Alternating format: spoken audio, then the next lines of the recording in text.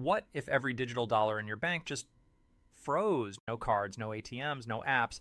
This isn't science fiction. It's one system crash away, and here's why it matters. Your next meal might depend on what you do before it hits. Stick around because I'm going to show you how to survive and even thrive during a 24-hour economic blackout. Did you know that during recent payment outages, some cities saw food prices spike 3x within hours? People literally couldn't buy bottled water because no one carried cash. In today's video, you'll learn the 10 smartest moves to make before or during a 24-hour economic blackout, especially if you're a foodie, a casual diner, or someone who just wants to stay prepared on a budget. We're talking clever cash tricks, forgotten food hacks, and one nostalgic meal that might just save your sanity. Trust me, you don't want to miss this. And hey, while you're watching, drop a comment below. What's the first thing you'd do if your debit card stopped working for 24 hours? Or let me know if you've already noticed weird signs like shortages, price hikes, or outages in your area. 1. Carry emergency cash.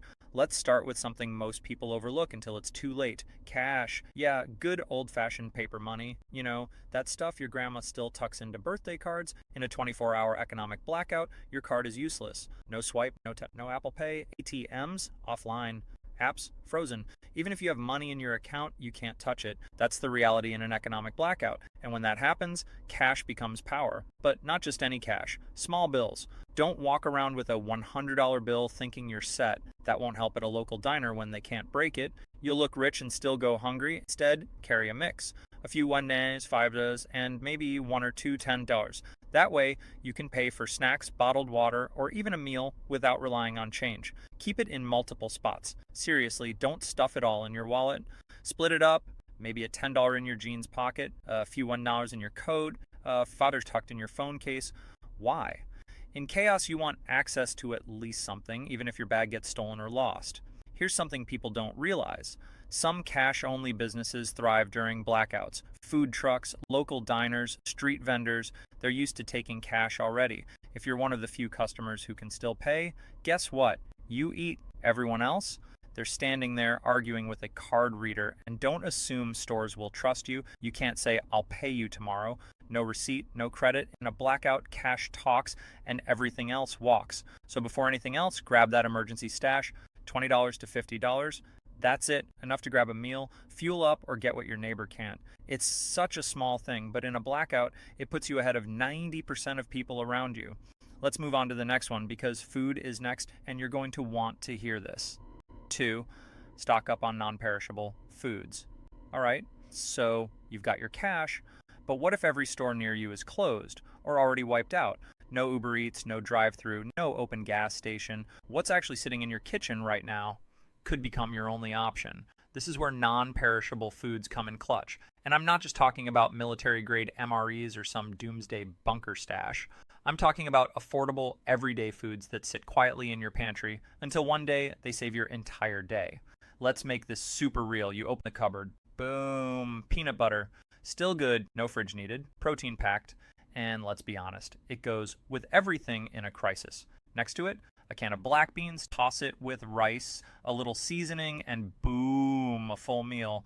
And that combo, it's actually considered a complete protein. Yeah, science and survival just teamed up. Don't forget crackers, canned tuna, oats, pasta, granola bars, powdered milk, stuff that lasts for months and doesn't need electricity. And if you want a comfort boost, toss in some instant mac and cheese, canned chili, or Chef Boyardee. We're not aiming for Michelin stars, we're aiming for nostalgia and survival. There's something about eating childhood comfort food by candlelight that just hits different when the world outside feels unstable.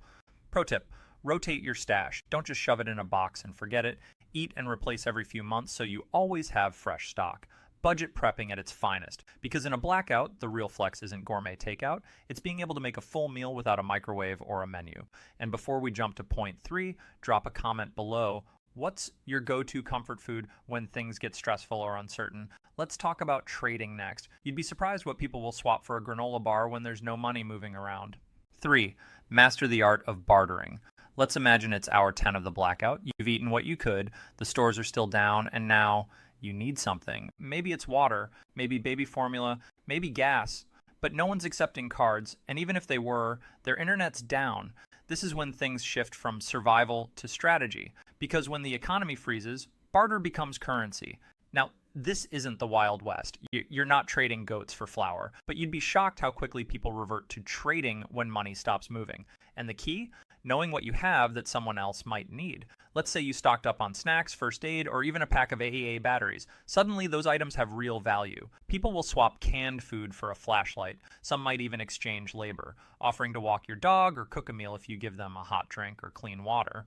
And don't underestimate skills either. Can you fix a tire, watch someone's kids, sew a torn shirt? That's barter gold during a short-term crisis. You're not just surviving, you're creating value in a cashless moment. The trick is to keep your asks reasonable. If you act greedy or try to win every deal, people remember, and in tight-knit communities, or even apartment complexes, you want to build trust, not tension. Think of it like this: a blackout levels the playing field.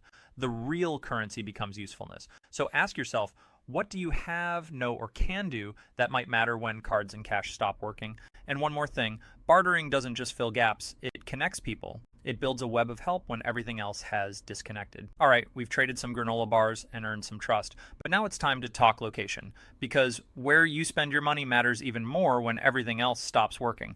Let's get into that next. 4. Know your local cash-only spots.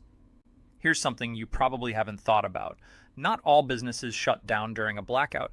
In fact, some of the best spots to grab a meal or supplies don't rely on fancy point-of-sale systems or Wi-Fi. They've been running on cash forever, and they're the hidden gems of any neighborhood when everything else goes dark. Think about that small taco truck that parks near your office, or that old diner with faded menus and a cash-only sign taped to the register. Those places? They'll be some of the last ones still standing when the blackout hits. And if you already know where they are, you've got a serious edge. This is where a little local knowledge becomes survival gold. You don't want to be driving around in panic mode, burning fuel you can't replace, looking for a meal. You want to already know that guy on 3rd and Elm takes cash, that corner store down the street sells snacks without card machines, that food truck next to the park still cooking. It might sound basic, but doing this now, today, can save you hours of stress later. On a quiet afternoon, just take a mental note of the places that still operate the old school way. Maybe even ask, hey, if the system's ever down, would you still be open if I had cash? You'd be surprised how many will say yes. The truth is, during a 24-hour economic blackout, these spots will turn into lifelines, serving up hot food when chain restaurants are stuck rebooting their terminals. And because most people aren't paying attention to these places until they're desperate, you'll be one step ahead, fed, hydrated, and far less stressed. Coming up next, a simple trick you can do right now with just your phone and a couple of bucks that could literally buy you a meal even when your bank is offline. Let's talk about preloaded gift cards and why they might just be your secret weapon. 5. Preload gift cards or reloadable cards. Let's face it, most of us are glued to our digital wallets. Apple Pay, Venmo, debit swipes. It's fast, it's easy, and we barely think twice. But here's the catch. During a blackout, all that convenience turns into a dead end. The apps don't load, the systems don't sync, and now you're stuck staring at a card reader that keeps blinking error. That's why this next move is such a game changer, and yet almost no one talks about it. Preload a couple of gift cards, that's it. Head to your favorite budget-friendly fast food chain, local grocery store, or even a gas station and put $10, maybe $20 on a gift card. You can even do it over time, $5 here, $5 there. Now, here's why this works. Unlike debit or credit cards, many store-branded gift cards are processed on separate internal systems, especially larger chains like Walmart, Subway, or 7-Eleven. That means even when the banking networks go down, these cards can still be accepted, at least until the full system crashes or resets. And get this, some stores will even let you use gift cards through a barcode saved on your phone. That's right, you don't even need the physical card in some cases. Just screenshot it, keep it in a blackout folder on your phone, and you're set. No signal needed, no app, just scan and survive. Plus, there's a psychological perk here. In the middle of a stressful 24 hours where everyone's panicking, you get to walk into a store, grab a sandwich, and check out like it's just another Tuesday. That tiny piece of normalcy, huge for your mindset. This isn't about spending more, it's about spending smart and being ready to eat while everyone else is still arguing with their bank app. Now, let's go even deeper, because the blackout might hit while you're at home staring at an empty fridge and wondering what to make without power. This next trick? It's warm, filling, cheap, and totally blackout proof. Let's talk about DIY meal kits, the kind that don't need a single appliance to keep you going. Build a DIY meal kit at home. When the lights go out and the fridge hums to a stop, your kitchen becomes your battlefield. No microwave, no oven, no DoorDash coming to the rescue. Just you, your shelves, and whatever you were smart enough to stash. That's where your DIY blackout meal kit becomes your best friend. Now, don't overthink this. It's not some doomsday prepper box filled with freeze-dried astronaut food. Think simple, comforting, shelf-stable ingredients that don't need heat, don't spoil fast, and still taste good when you're eating them by flashlight. Start with the basics: canned beans, rice, pre-cooked packets if you're fancy, peanut butter, crackers, instant noodles, dry cereal. Now add some personality. A favorite seasoning, a tiny bottle of hot sauce, maybe even chocolate. You're not just feeding your body, you're feeding your mood. And here's the nostalgic twist. Build your kit around meals that remind you of childhood or comfort. Remember SpaghettiOs or that canned chicken soup your parents gave you when you were sick? In a crisis, those familiar flavors hit differently. They calm you down, bring back control, and remind you this moment won't last forever. Here's the real trick. Store it in one spot. A bin, a box, even a big Ziploc bag labeled 24-hour blackout meals. That way when the power's out and you're tired, you don't have to dig through cabinets in the dark. You just grab the kit, sit down, and eat. And honestly, this isn't just smart, it's empowering. You've taken chaos and turned it into comfort. You've got a warm meal, maybe even a sweet treat, while everyone else is wondering how to open a can without an electric can opener. Next, we're taking that same community survival mindset out of the house, because your best shot at staying fed and supported might come from the people around you. Let's talk about the underestimated power of the community potluck. 7. Embrace the community. Potluck mindset. In a blackout, survival often feels personal, just you, your supplies, your stress. But here's a truth that doesn't get enough attention. In every disaster, community is the real safety net, and nothing brings people together faster than food. Imagine it's hour 16 of the blackout. The streets are quiet, stores are closed, cell signals are spotty. You peek out your window and realize everyone's in the same boat. And this is when something incredible can happen. The spontaneous neighborhood potluck, it starts simple. Someone drags a cooler outside, another neighbor brings half a loaf of bread and some fruit. Someone else fires up a charcoal grill and offers to cook what's thawing in their freezer. No one's selling anything, no one's hoarding. People are just sharing what they have because they know it won't last anyway. And suddenly that blackout dinner turns into something magical. Kids are laughing, people are talking, really talking without screens between them. That frozen lasagna someone was about to lose, it just fed 3 families. And for a few hours, there's light again, not from electricity, but from connection. You don't have to be the one with the grill or a full pantry. Just bringing a bottle of water, a bag of chips, or even napkins makes you part of the team. And don't underestimate the emotional boost this gives. When people feel supported and seen, panic fades and hope kicks in. If you live in an apartment building or a tight urban neighborhood, consider starting a small mutual aid chat ahead of time. A simple group text can turn isolation into teamwork when the blackout hits. Because here's the bottom line. No one survives a crisis alone. And while your supplies matter, your relationships might matter even more. Coming up next, it's not just about food. There's one small item that brings more comfort, energy, and mental clarity than most people expect, and it might already be in your kitchen. Let's talk about coffee and water and how prepping them right can change everything during those 24 hours. 8. Don't underestimate coffee and water. Let's be honest, for a lot of people, a day without caffeine is more terrifying than the power going out. But during an economic blackout, your favorite cafe's shut, your coffee maker's useless, and your head is already pounding. That's why prepping for comfort isn't just a luxury, it's survival. Let's start with water. Everyone knows you need it, but most people don't plan to have it ready. You need at least a gallon per person per day. That's for drinking, brushing your teeth, maybe rinsing off a spoon. And here's a simple trick. Freeze a few bottles ahead of time. If the power goes out, they double as makeshift ice packs and keep your fridge or cooler cold longer. As they thaw, you drink them. Easy, clean, efficient. Now, coffee. Instant coffee might not be glamorous, but in a blackout, it's a lifeline. Keep a small jar of it in your blackout kit, along with powdered creamer or a few shelf-stable milk pods. If you've got a camping stove or a way to heat water safely, you're good to go. If not, cold brew lovers, this is your moment. Just soak coffee grounds in water overnight and strain. No heat needed. The point is, a warm or cold cup of coffee does more than wake you up. It gives you normalcy. It gives you focus.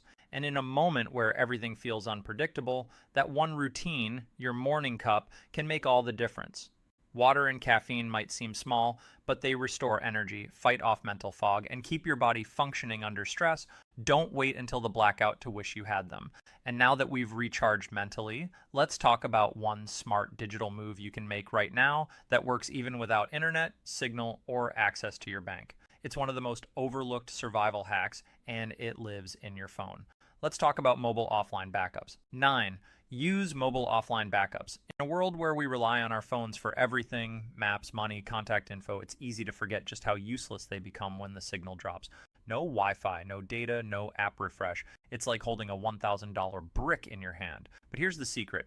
With a little foresight, your phone can still be one of your best blackout tools. Start by creating what I call a blackout folder. This is a small collection of screenshots and offline tools that live in your photo gallery or a note app. Save things like a barcode from your preloaded gift card, a copy of your ID, a screenshot of your last grocery list, even a map of your neighborhood with key cash-only spots pinned. These are things you'd usually rely on the internet to access until it disappears. You can also download an offline Maps app like Maps.me or use Google Maps' offline areas feature. Imagine trying to find that open corner store or friend's house in the dark when nothing's loading. One pre-downloaded area map, lifesaver, and here's a clever bonus move. If your bank app lets you, take a screenshot of your account balance or recent transactions. No, it won't let you spend money, but in some cases it can help establish trust with a vendor or a neighbor you're bartering with. It shows you're not bluffing if you say, "I'll pay you tomorrow." The real trick here isn't having more tech, it's using tech simply, smartly, and offline. Don't assume your phone will save you. Set it up so that it can, even in a digital blackout. Now that you've got tools in your pocket and food in your belly, it's time for one final move. When the power comes back and things start to feel normal again, don't just forget it ever happened. This last point is about what you do after the blackout and how to make sure next time you're even more prepared. Let's wrap it up with the post-blackout reset. 10. Reset your budget after the blackout. So the lights are back on, your card's working again, the internet is back, and so is your sense of normalcy. But here's the million-dollar question. What did that blackout teach you? Because a 24-hour economic freeze isn't just an inconvenience, it's a stress test for your lifestyle. And if you felt even a little too anxious, too unprepared, or too close to the edge, now's the time to take that feeling and turn it into action. Start by looking at how you spent or didn't spend money during the blackout. What did you wish you had more of? Cash, snacks, flexibility? Then open your monthly budget and ask yourself, am I actually ready if this happens again? You don't need to overhaul your life. But even small shifts, like setting aside $20 a month in a physical cash envelope, trimming unnecessary takeout, or swapping one delivery meal for non-perishables, can create a safety net you feel when the next disruption hits. And it's not just about money, it's mindset. A blackout strips everything down. It shows you what you rely on, what you panic about, and what actually matters when the noise stops. The truth is, most people will go right back to scrolling, spending, and forgetting. But not you. You've just walked through 10 powerful ways to stay calm, eat well, and stay ahead during a total shutdown, and now you're thinking bigger. So here's your final takeaway. Use the blackout to turn the lights on your spending, your habits, your daily survival plan. Because next time, you won't just react, you'll be ready. If this video gave you even one idea that made you go, "Oh wow, I never thought of that," hit that like button. It helps more than you know. Drop a comment below. What's one thing you learned, or what would you do during a 24-hour economic blackout? And don't forget to subscribe for more survival smart, budget-friendly content. Because being prepared doesn't mean being scared. It means being smart enough to stay 2 steps ahead, always.